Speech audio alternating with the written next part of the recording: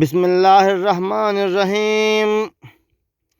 रसूलुल्लाह सल्लल्लाहु अलैहि वसल्लम इरशाद मुबारक दे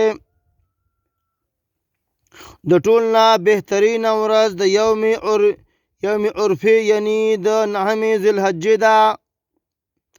دغه ورځ چې څه موږ او زموږ نه مخکې پیغمبرانو ویلو په دې کې ټول نه افضل دادي لا اله الا الله وحده لا شريك له له الملك وله الحمد وهو على كل شيء قدير.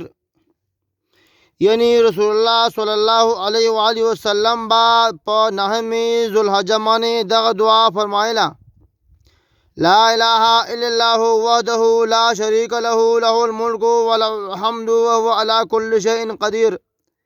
الله تعالی دې موږ له په قرآن او په حدیث باندې د عمل کولو توفیق نصیب کړي. السلام علیکم ورحمت الله وبرکاتہ.